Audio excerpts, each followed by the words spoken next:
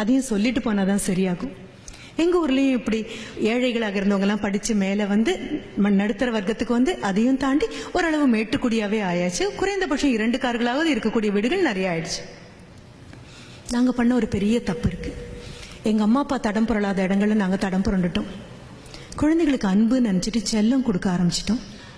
நீங்களும் அதே தான் பண்ணிகிட்ருப்பீங்க. Unfortunately love is different from pampering. நமக்கு அடையாளம் தெரியலைங்கிறது மட்டும்தான் சத்தியம். அன்பு கண்டிக்கும், அன்பு கண்ணு பார்த்து தப்புன்னு சொல்லும்.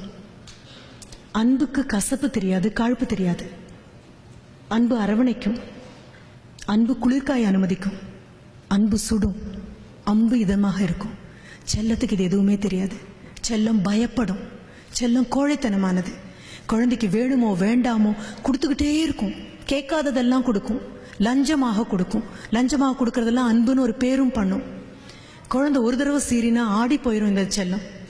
எனக்கு தெரிந்த எத்தனையோ பெற்றோர்கள் குழந்தைங்களை கடுமையாக திட்டுறதுக்கு பயப்படுறாங்க.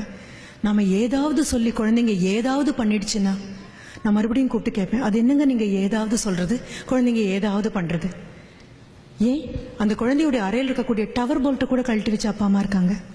அது ஏதாவது பண்ணிடுச்சுன்னா என்ன பண்ணுறது? எங்கள் அப்பா அம்மாவுக்கு அந்த பயம் வந்ததே கிடையாது.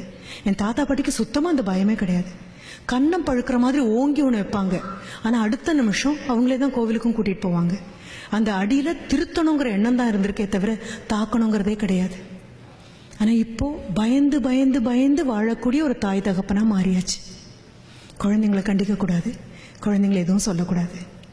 Please try to understand. கோழி மிதித்து குஞ்சு முடமாகாது. அப்பா அம்மாவும் ஆசிரியரும் கண்டித்து இதுவரைக்கும் கெட்டு போன குழந்தைங்க கிடையாது, கிடையாது. கண்டிப்புக்கும் கடுமைக்கும் வித்தியாசம் தெரியாமல் போகும்போது வேணா சின்ன சிராய்ப்புகள் ஏற்படலாம். கண்டிப்பு ரொம்ப ஆரோக்கியமானது. அப்படி இருக்கும் பட்சத்தில் அப்பா மகனை கண்டித்தால், உங்கள் ஊர்லேயும் அதெல்லாம் இருக்குன்னு நினைக்கிறேன், எங்கள் ஊரில் இன்னும் மிச்சம் இருக்குது. அப்பா மகனை கண்டிச்சா தயவு செஞ்சு அம்மா குறுக்க பாயாமல் இருங்க. அவ்வளவு. என்ன என் மகனை எதுக்கு திட்டுறீங்கன்னு கேட்காதீங்க. ஒரு 35 வயதான ஆண் 13 வயதான ஒரு ஆணை திருத்தும் போது ஒரே ஒரு எண்ணம் தான் மனசில் இருக்கு. அந்த வழியில் புற குழி இருக்கு, பள்ளம் இருக்கு, மேடு இருக்கு, தடுக்கும், ஜாகிரதை. அதுதான். அப்படி ஓடி வந்து அம்மா அப்பா என்னை திட்டுறாரு அப்படின்னா நானே திட்டணும்னு நினைச்சேன், உங்க அப்பாவா திட்டுறாரு வாங்கிக்கோ அப்படின்னு சொல்லுங்க. அதே மாதிரி அம்மா மகளை கண்டிக்கும் போது I request all the fathers, the darling fathers, குறுக்க பாயாதீங்க ப்ளீஸ். நான் சொல்றது ரொம்ப ஆன்டிக்வேட்டடா புராதனமான வழக்கில் இருந்து ஒழிந்து போன ஒரு விஷயமா தோணினா கூட உண்மை அதுதான். அம்மா திட்டும்போது அப்பா குறுக்க வராதிங்க. என் பொண்ணை எப்போ திட்டிகிட்டே இருக்காதேம்மா அப்படின்னு சொல்லாதீங்க.